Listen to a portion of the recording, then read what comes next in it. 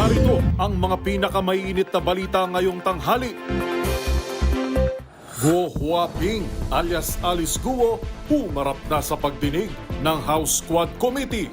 Dating Pangulong Rodrigo Duterte idinawit ng dating KOJC worker na nakikinabang umano sa pastoral ni Apollo Kibuloy. Human trafficking, pinakamalaking negosyo ni Kibuloy. Ayon pa rin sa dating KOJC worker, 23 na paulat na nasawi dahil sa habagat, hener at iba pang sama ng panahon. Ex-accounts o dating Twitter ng malalaking network sa Pilipinas at ibang bansa na biktima ng hacking.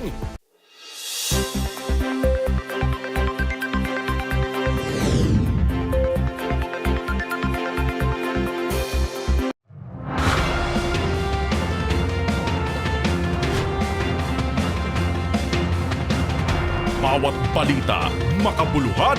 Bawat kwento, makapangyarihan. Boses ng Pilipino para sa Pilipino. Live mula sa MBC TV Studio. MBC TV Network News.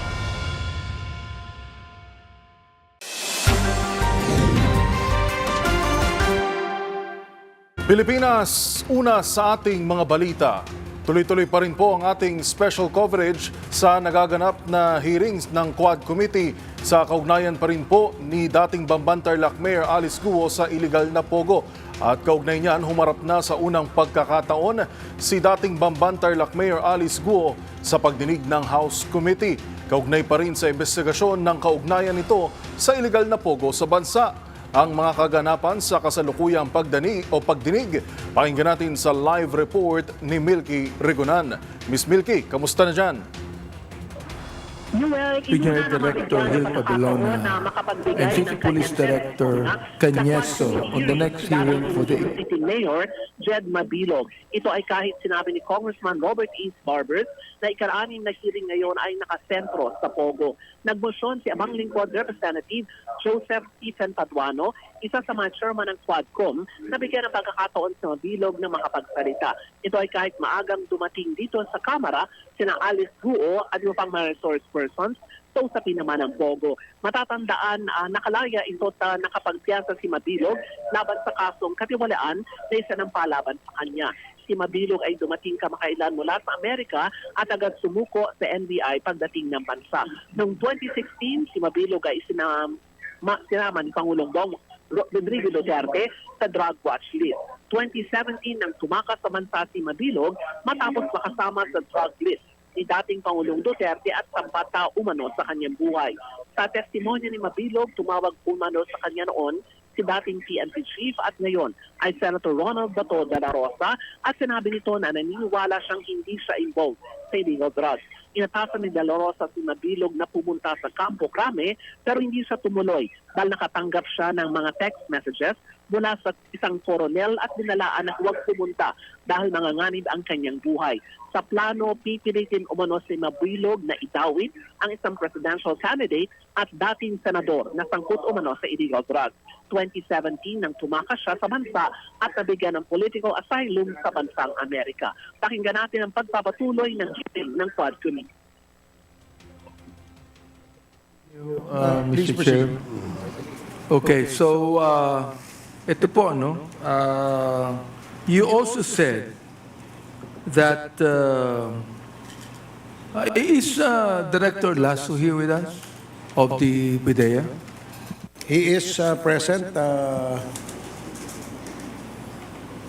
Director Lasso, DG Director Lasso here with us, please.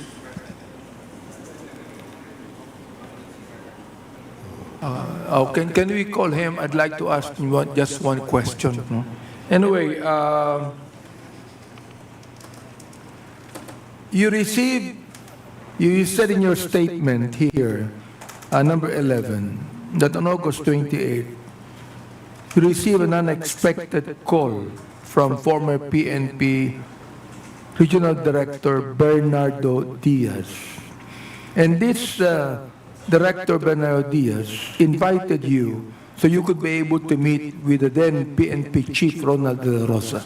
Am I right? For what reason? Yes, Your Honor. The reason, Your Honor, was the information that I got was the then PNP chief was willing to help me clear my name, Your Honor. So it means that the PNP chief, Ronald De La Rosa, believed that you are innocent? That is the statement that was given to me by then General Diaz, Your Honor. So it was not PNP chief, Ronald De La Rosa, who told you that he believes that you are innocent? Your Honor, in a separate venue, when I was already in Japan, and I called General Diaz, I spoke to General, then Chief, PNP Chief, General De La Rosa, and he told me to come home, that as soon as I come home from my international speaking engagement in Japan, that I go to Camp Kramet to see him, because in his words, Mr. Your Honor, he said, if I can say it in his words, quote unquote, Mayor, naawa na ako sa'yo. Tutulungan kita. Inosente ka. That was the statement. Yes, Your Honor. He told you to come home. But he told me to come home. Yes, And then Your Honor. there is another general, but who expressed sympathy to you, and he told you to don't come home.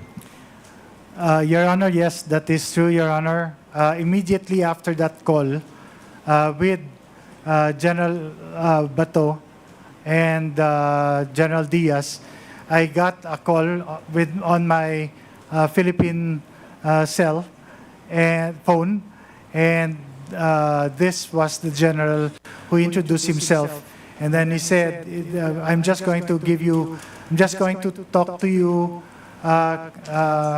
short lang, and then he told me not to come home, Your Honor. Yeah, he told you, his voice was grim and said, do not return. Yes, Your Honor. But then PNP chief De La Rosa told you to return. Yes, Your Honor. So you still believe that PNP De La Rosa is quite honest in telling you you are innocent when he told you to return, and the other general told you not to return? Your Honor, yes. As a matter of fact, I really did wanted to return. So that because this is my opportunity that then Chief PNP General Bato told me that he's going to help me. And But- Mayor Mabilog, you still have words. So then, Mayor Mabilog, PNP Chief General De La Rosa was not quite honest in his statement. At that time when I was talking to him, Your Honor, I believed in him. But after, Your Honor, I received that call from that general, then I did not believe him anymore. Okay, so we could be able to establish here, Mr. Chair, that the PNP Director General who told him to come home, and later that day or the next day, What do you mean, Your Honor? when another general told you not to return. Immediately about Immediately. 10 minutes or 15 minutes after that call, Your Honor. So ibig sabihin, nalaman kagad nung general na yan na ikaw ay pinapabalik ni Director General De La Rosa, and then all of a sudden he said, "Huwag kang babalik."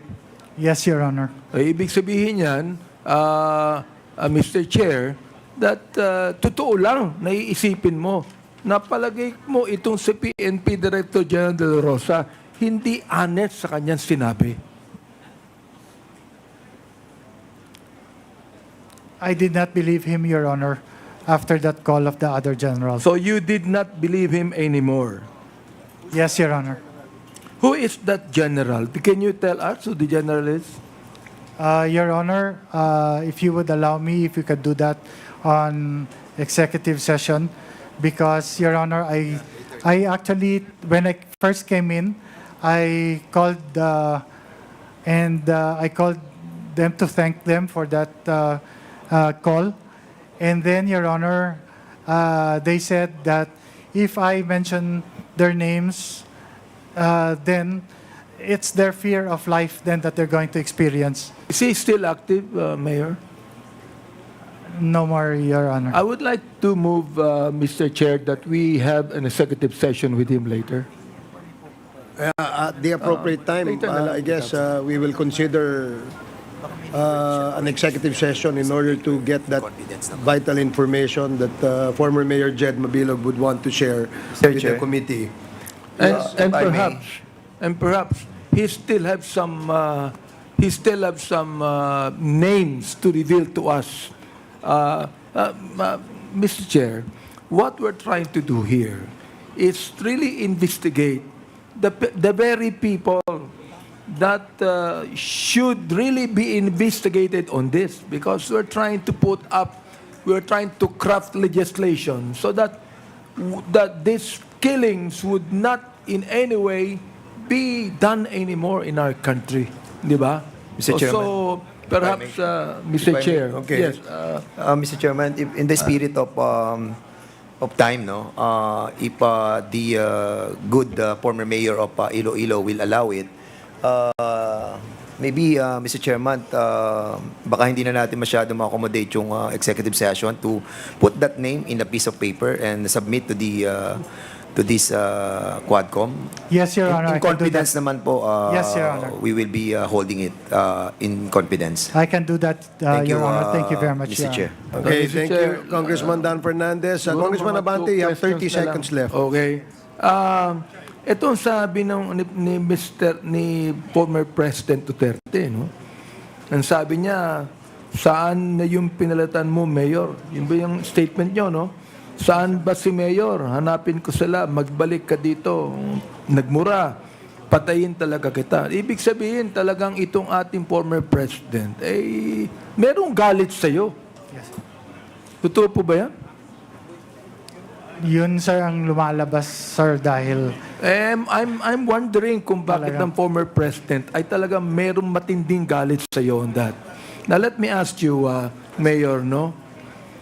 Why don't you file a case against him? Your Honor, first and foremost, as a Christian po, I have forgiven him already. Yes, the thing is, yes. And Your Honor, I will discuss that with my lawyers, because I made to believe that if a person is a president then he is immune to cases.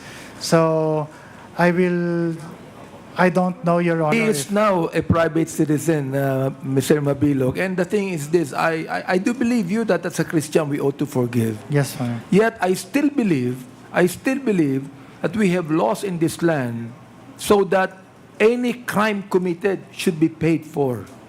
Yes, And Your- that is what the law says. Yes, Last Your 10 Honor. seconds, Congressman Abante. So therefore, Mr. Chair, I would like to just resolve this issue now, and I hope that Mayor Mabilog would be convinced in his own heart to file charges against those people that he believed would be because, Mr. Chair, more than 7 years he left the country, and he was emotionally disturbed and very much depressed, Mr. Chair. So I would like to suggest that he should file a case against the former president, being a private citizen now. Thank you, Mr. Chair, for that. Thank you, Congressman Abante. The next to interpolate is Congressman Paduano. You are recognized. Thank you, Chairman. I thought it was Chairman Nakap. But anyway, Mr. Chairman, just to go back to some clarity lang po with regards to the statement or the affidavit But being made. before that, let me acknowledge the presence of Congressman Edward Maceda. Welcome to the committee hearing, and Congressman Ernix Junicio. Thank you, Mr. Chairman. Mr. Chairman, in the Duterte's list during the previous hearing, it was already confirmed and established by retired Colonel Espinido. Now, when I asked Colonel Espinido about what happens in Bacolod City, in my home city, in which one of our councilor was ambushed, no? And after a few months, dahil dun sa recommendation ni Espinido, it was, the name of that councilor was delisted. Now, question of the Duterte's list, eto lang po, para malinaw, it's either na totoo po ba yung Duterte's list validated ba yung lahat nandun? Dumaan ba sa vetting? Let me ask DG Lasso, with regards to the case of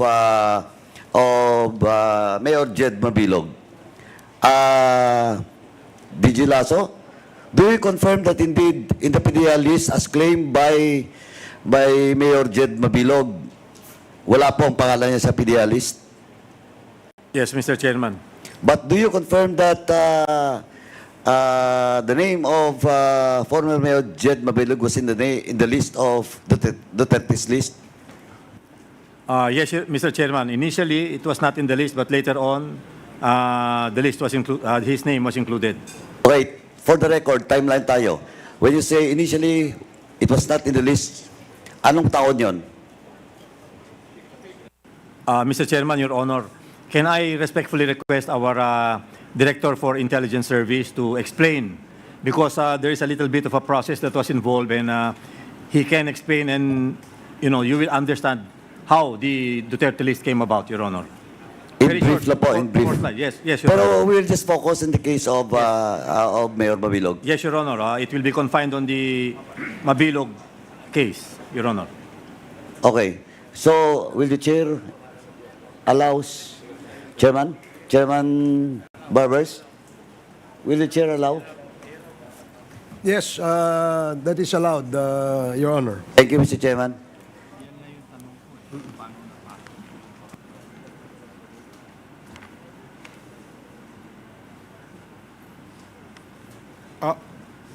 Mr. Please Chair, proceed. Your Honor, sir, I think I have a 2 slides presentation for this, if you would allow. Gaano katagal yan? Baka matagal, 2 ubusin slides. yung time ko. That is already the slide, sir. So I will, actually, sir, I can go directly to the August 7. And on August 7, 2016, this is the same presentation that was earlier shown by Mayor Mabilog, and it can be played, please.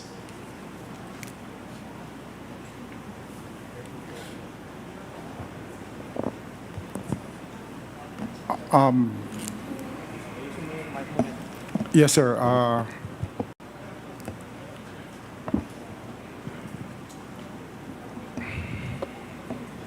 Julius Ronald Pacificador, Amtek Antique, Jed Mabilog, I think is the mayor, Iloilo City, Igfredo Salangotin Beta, Carles Iloilo, Marciano Malones, Okay, Maasin Iloilo. Sir, this is the first time that the President mentioned the name of Mayor Mabilog, sir. And this was August 7, 2016. If related to the list, sir, the first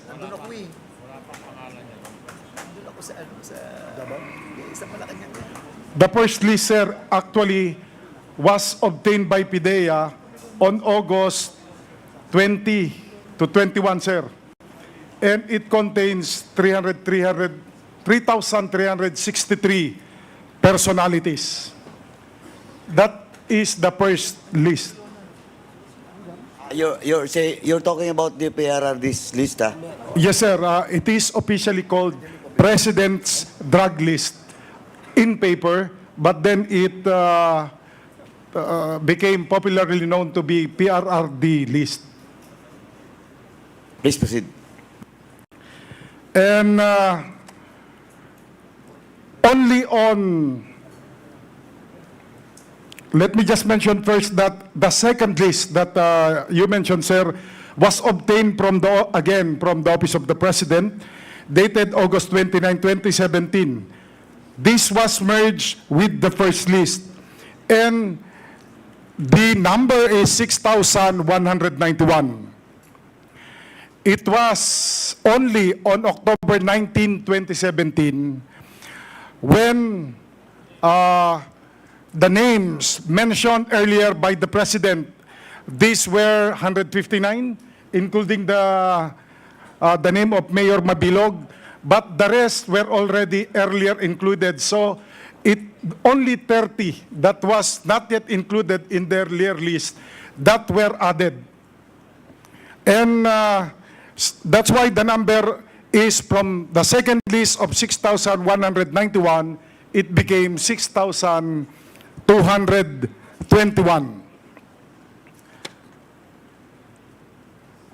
Next. Mr. Chair. Before we proceed with Mr. that, Chair, Mr. Chair, Chairman, Mr. Chair, can the PDEA submit to us this list?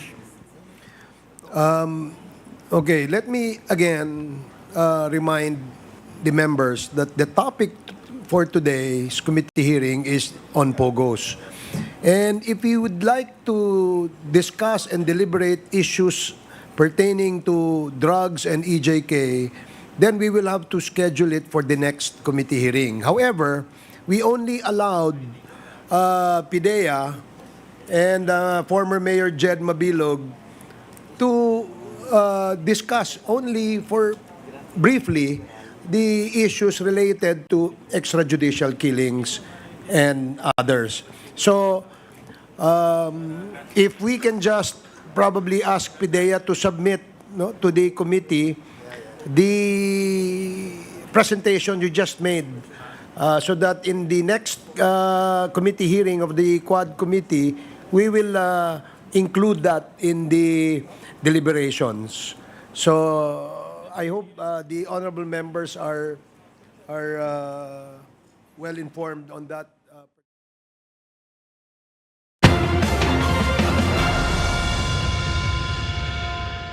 Samantala, bago natin balikan ang mga kaganapan sa House Quad Committee hearing, ibinunyag ng isang dating membro ng Kingdom of Jesus Christ o KOJC na kabilang si dating Pangulong Rodrigo Duterte sa umano'y pastoral o ang mga taong nakikinabang rin sa human trafficking ng mga biktima ni Pastor Apollo Kibuloy. Ayon pa rito, ang yaman at blessings umano na mayroon ng pastor ay ibinabahagi niya sa mga taong malalapit dito, kabilang na ang dating Pangulo. Ang buong detalye sa ulat ni Kyle Bulyas. Itong information na ito na inaalok sa mga very close friends lang ni Kibuloy, no? Like for example, dating Pangulong Duterte, inaalok kung sino yung meron silang gugustuhan na isa sa mga pastoral ay binibigay ni Kibuloy. At ganon? Sa iba pa ng mga close-in friends ni Kibuloy na nasa kapangyarihan. Ito ang isiniwalat ng dating miyembro ng Kingdom of Jesus Christ na si Arlene Stone. Sa eksklusibong panayam ng DZRH, ipinaliwanag ni Stone na tumutukoy ang pastoral sa mga miyembro ng KOJC na mayroong physical relationship kay Apollo Kibuloy. Dagdag pa ni Stone, galing mismo sa leader ng KOJC na anuman ang kanyang blessings ay ibabahagi niya ito sa kanyang malalapit na kaibigan, kabilang na si dating Pangulong Rodrigo Duterte.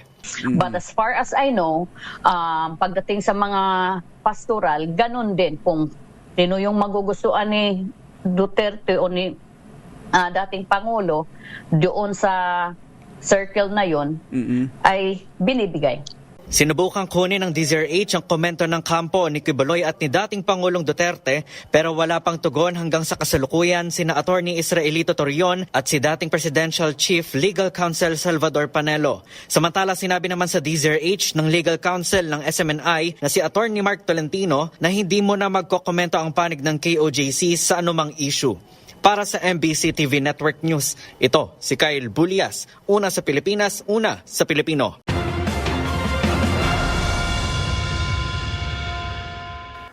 Sa kaugnay namang balita kay Pastor Apollo Kibuloy, isiniwalat rin ng dating membro ng KOJC na human trafficking ang pinakamalaking negosyo ng KOJC leader.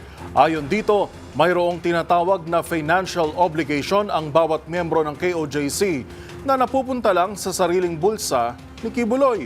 Ang buong detalye ihatid sa atin ni Nicole Lopez Poyawan. Isiniwalat ng dating miyembro ng Kingdom of Jesus Christ na human trafficking ang pinakamalaking negosyo ni Pastor Apollo Kibuloy. Sa eksklusibong interview ng 2x2, ibinahagi ni Arlene Stone na may financial obligation ang bawat miyembro ng Kingdom of Jesus Christ. Ayon kay Arlene na dating miyembro ng KOJC simula 1991, Ngunit kumalas na rin sa organisasyon. Nagsimula sila ng kanyang kapatid sa pagbebenta ng pagkain sa Mindanao.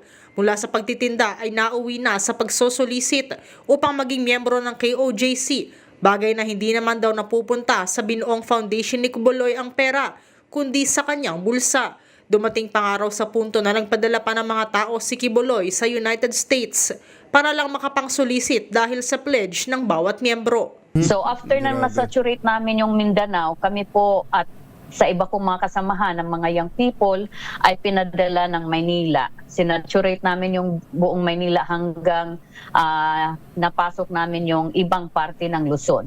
Ano naman ang tininda nyo? Ng buong Pilipinas, nung nasaturate na yung buong Pilipinas, nag-branch out po sila sa ibang bansa. At ganun din, paulit-ulit yung practices. Hanggang dumating yung time na hindi na pagtitinda, kundi pagsusulisit na. Meron silang ginagawang iba't ibang organization na kunyari, ito ay tutulong sa mga kababayan natin, sa mga tao. Like for example, the Children's Joy Foundation na ang sabi doon sa kanilang mission ay tutulong sa mga unfortunate children. Pero hindi po napupunta ito sa unfortunate children, kundi ito po ay napupunta kay Quiboloy. Sabi ni Arlene, nagdesisyon siyang magsalita noon pa mula nang matapos ang pagdinig kay Senyor Aguila upang mabigyang katarungan ang mga biktima ni Quiboloy. Ito si Nicole Lopez Puyawan para sa MBC TV Network News. Una sa Pilipinas, una sa Pilipino.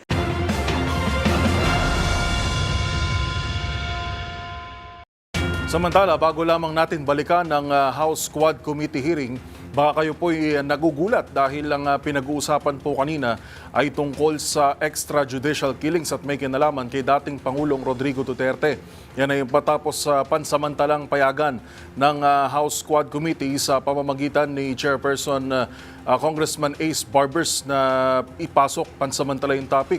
Pero maya-maya ay asahan na rin natin na pag-uusapan ang tungkol sa illegal na pogo at kaugnay nga rin yan ang pagharap ni dating Bamban Tarlac Mayor Alice Guo at ng ilan pang mga personalidad. Atin ang balikan ang mga kaganapan sa House of Representatives. So do you have any document with regard to that granting you the political asylum? Yes, Your Honor, I have it. Okay, please submit to this committee that, for the record of this committee, please submit that document coming from the U.S. government granting you political asylum on the basis that you have threat of your life. Yes, Your And Honor. political in the sense, dahil political yung basis on that threat to your life. Yes, Your Honor. Actually, Your Honor, I think it's attached in the affidavit.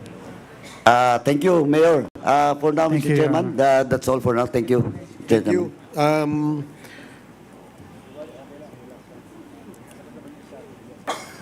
Next is Congressman Richard Gomez, but before that, let me acknowledge the presence of Congresswoman Cutie Del Mar. I'm sorry, it's Congressman Fernandez. It's not Gomez, I'm sorry. Congressman Fernandez, you're recognized. Okay, briefly, in the interest of time again, medyo mahaba pa po tayo. Pogo tayo talaga ngayon today. So, Mayor, Jed, kasi naalala ko, I was also a mayor during that time. Yes, Your Honor. That the former president pronounced those mayors who were included in that list. Yes, Your Honor. And I was a little bit scared as well kasi andun tayo sa Malacanang. And I remember the name Mayor, I was asking the good chairman ako, the name of mayor ng Cebu was Mayor Loot. Yes, Your Honor. And were your name mentioned in that meeting in the Malacanang during that time? No, Honor, Your Honor. Wala ka po. Pero do you remember the time that you were called in ano po sa PNP? There were a lot of mayors as well. Yes, Your Honor. Kasi I saw you in the video during that time. Yes, Your Honor. Can you recall those names of those mayors? I'm sorry, Your Honor. Like sila Mayor Cesar Perez ng Los Baños, Laguna. I cannot, I'm sorry, Your Honor, but hindi ko po masyado, I cannot remember the Pero names, medyo Your Honor. marami kayo nun. There were a lot of mayors, Your Honor. Most likely mga ilang Lahat, Your Honors, ipinatawag at saka pumunta doon because Okay. that was the order, Your Honor, that the following day we have to report to Camp Crame, and then we were subject to investigation by a case officer, Your Honor. Oo, PDEA, tanongin ko lang PDEA, briefly lang, ano, kasi gusto ko lang maliwanagan to kasi dating mayor to ng Los Baños, Laguna, si Cesar Perez. Was he included in the first list of that drug list that was released? If you can give me 3 minutes, Your Honor, we can Sige, check I'll it come back immediately. with you. No? Yes, Your Just please educate me on that matter. Mayor, you were saying a while ago that the reason why you being included in that list of the narco was because of politics. Yes, I believe, Your Honor. But me also, I was a Marojas sympathizer. I voted for Marojas. But I was not included in the narco list.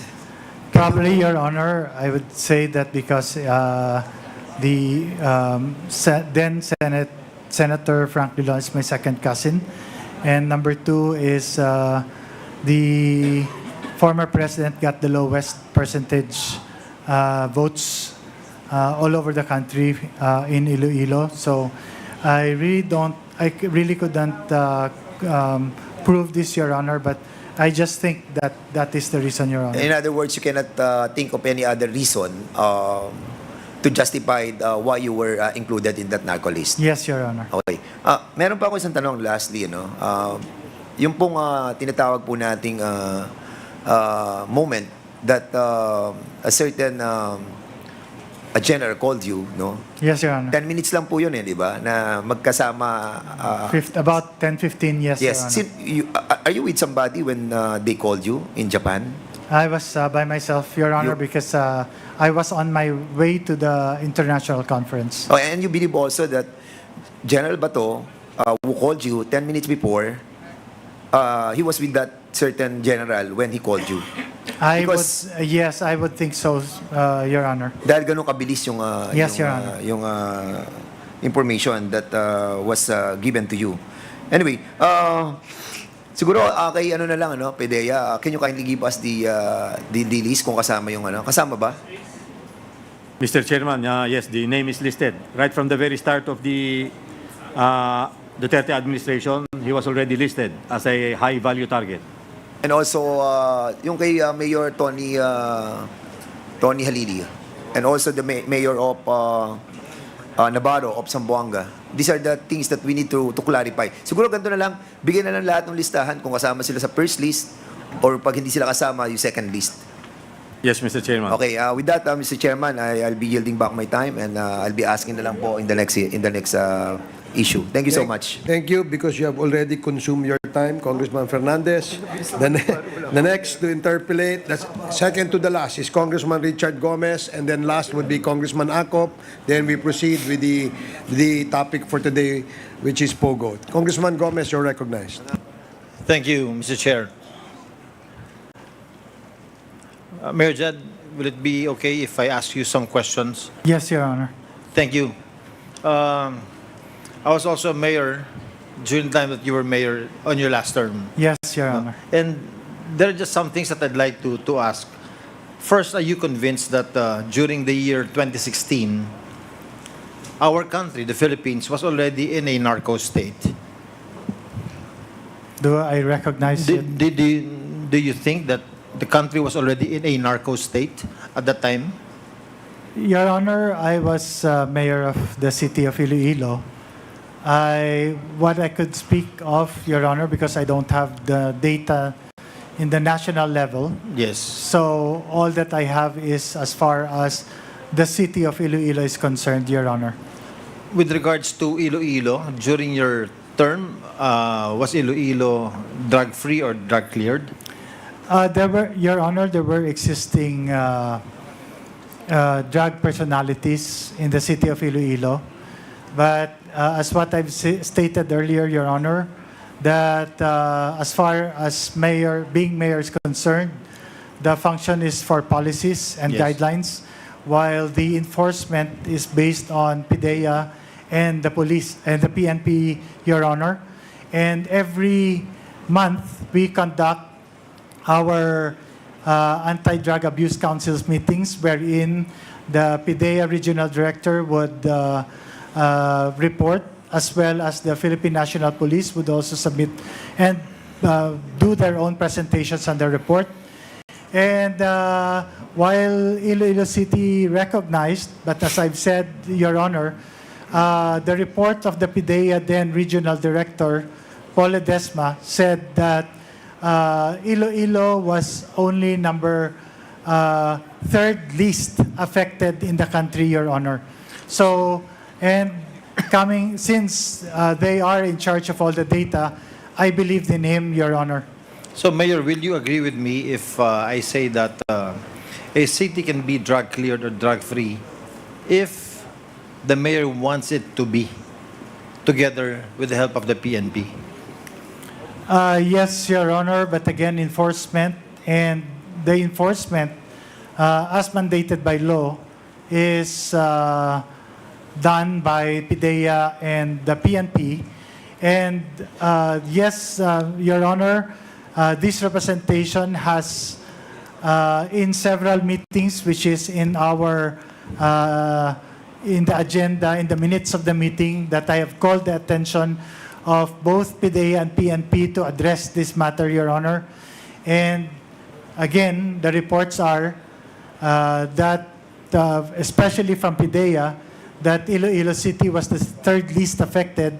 And so, I believed in him, Your Honor. Yes, the PNP is under the supervision of the mayor. Therefore, if we really would like to strongly fight drugs, a mayor can do so, correct? Yes, Your Honor. As a matter of fact, during my time, Your Honor, as mayor, I gave everything that both the PNP and PDEA asked for in terms of logistics, including support in their using the intel funds of that is allocated from the local government, that is with the local government, Your Honor. In spite of all the things that we do as mayors, Mayor Jed, what do you think is really the problem why drugs has continued to proliferate inside a city? As what I've said earlier, Your Honor, it's the system that has not been established. Your Honor, if I may say, in the local government code, the minimum requirement of a local chief executive is only 20 years old. You can already be elected as mayor, Your Honor. Municipal mayor, yes. Municipal mayor, and there are about 1,000 mayors all over the country. Your Honor, when I sat as mayor, the DILG has made seminars, guidelines on what to do on good governance. But never have I attended, Your Honor, anything about illegal drugs from the law enforcement agencies, meaning from PDEA or from PNP.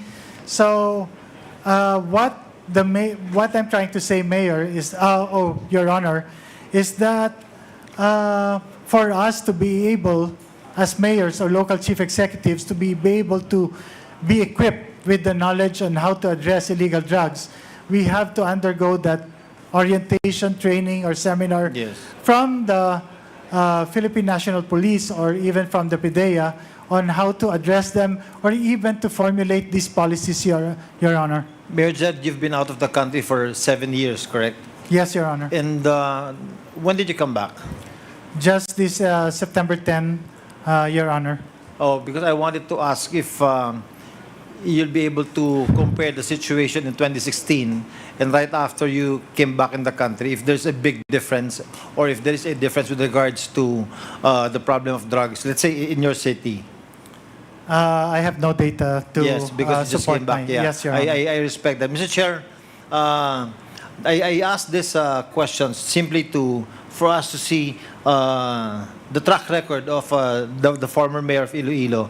And in the next hearing, Mr. Chair, I'd like to be given the opportunity to ask more questions. Thank you so much, Mayor Jed. Thank you, Mr. Chairman. Thank you, Your Thank Honor. you, Congressman Gomez. The last to interpolate is Congressman Romy Acop. You are recognized. Thank you, Mr. Chair. Natanong na ni Honorable Caraps yung meat ng aking pagtatanong. May I just ask the former mayor, Mayor Mabilog, kung you know a certain Attorney Antonio Piscina? Yes, Your Honor. I know Antonio Piscina. Was he your counselor? No, Your Honor. No. He ran under the opposite party, Your Honor. Would you know if he's also included in the list? Yes, Your Honor. I remember that he was. We were together in the following day that in Camp Crame, Your Honor. And he's still alive? I have no idea, Your Honor. Thank you. How about Mr. Romel Inyon and Bert Vargas? Do you know them? Yes, Your Honor. Mr. Romel Inyan ran against me in 2013. And Mr. Bert Vargas, Your Honor, I know him. He is the husband of a schoolmate from UP, Your Honor. And would you know whether it's true that he was arrested for alleged possession of illegal drugs at a checkpoint in La Paz District in Iloilo City? I was informed, Your Honor. Thank you. At that time. Yes, sir. And he was also a mayoralty candidate. Oh. Would that be true? Mr. Bert Vargas, Your Honor. Are you referring to Mr. Bert Vargas, Your Honor? Yeah. Mr. Inyon. Mr. Inyon was a mayoralty candidate who ran against me in 2013, Your Honor. How about certain, I think he's already deceased, Mr. Daniel Fajardo? Yes, Your Honor. He is already deceased. I know him, Your Honor. And Manuel Mejorada? Yes, Your Honor. He was the former provincial administrator and he's now serving time, Your Honor. Pero sila po ang nagkaso sa iyo. Yes, Your Honor. Thank you. Now, may I know if a certain Mr. Jeffrey Celis, otherwise known as K. Eric, was your former spokesperson? Yes, Your Honor. Mr. Jeffrey Celis was my spokesperson in the year 2012. But upon information of a city councilor in 2013 that he and his family went to Boracay and used my name to spend his vacation in Boracay, upon learning that, Your Honor, I terminated his service. So since 2013, he was no longer connected with me, Your Honor, and I don't know what happened to him after that. It is his own thing, Your Honor. In paragraph 5 of your affidavit, you said, one name was described to be a member of the House of Representatives, despite not having been elected to any public office. Were you referring to Mr. Celis? Yes, Your Honor. His name was mentioned during that fateful night that he is a member of the House of Representatives, Your Honor. And his name was included in that list also where your name was included? Yes, Your Honor. Magkasama po kayo according to the list. Okay. May I know, yung mga sinabi ni Mr. Celis, siya nagpatotoo lahat ng paratang po sa inyo ni Mr. Romel Inyon, nakasangkot po kayo sa illegal drug. This is the first time that I've heard of it, Your Honor. Hindi, tinatanong ko lang kung alam po ninyo yun. No po, Your Honor. Thank you, Mayor.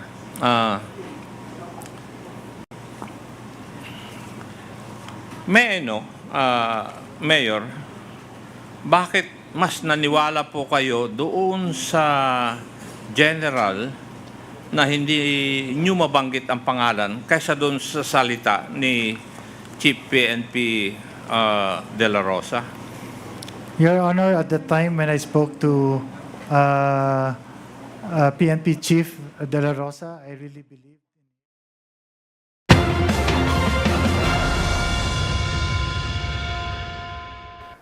Samantala, yan pa rin po ang nagaganap na House Quad Committee hearing at kasalukuyang nagtatanong si Congressman Romy Acop.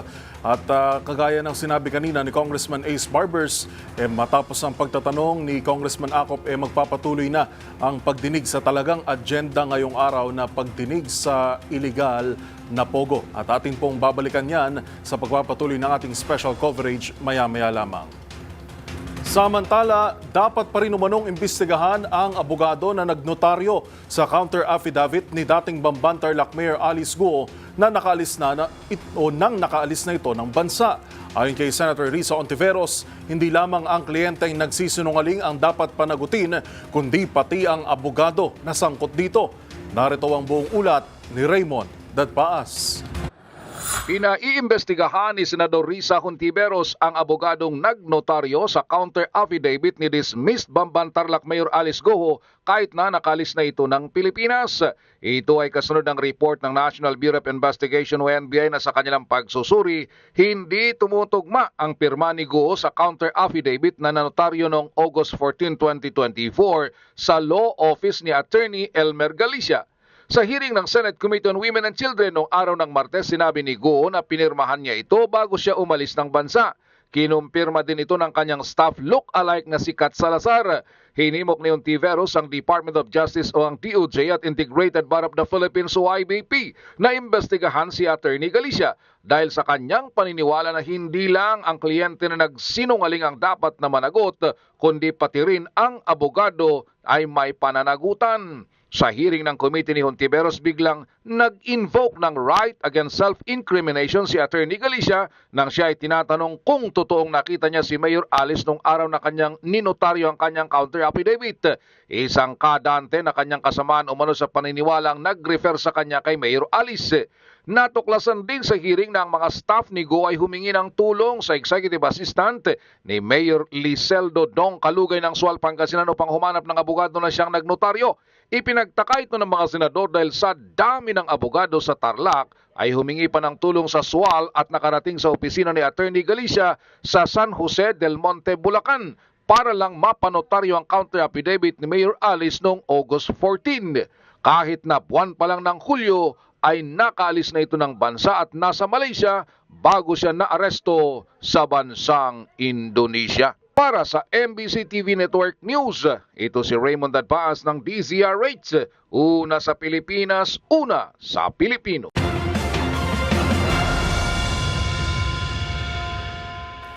At yan ang naging kabuuan ng ating special coverage para sa MBC TV Network News. Antabayanan niyo po ang pagpapatuloy niyan maya-maya lamang. Pero bago po tayo tuluyang magwakas, mayroon na lamang po tayong 77 araw bago ang Kapaskuhan. Ito po si Yuel Reyes. Magkita-kita tayong muli bukas, araw ng Biyernes, para sa mga balitang makabuluhan, mga kwentong makapangyarihan. Hatid ang boses ng Pilipino para sa Pilipino. Ito ang MBC TV Network News. Una sa Pilipinas, una sa Pilipino.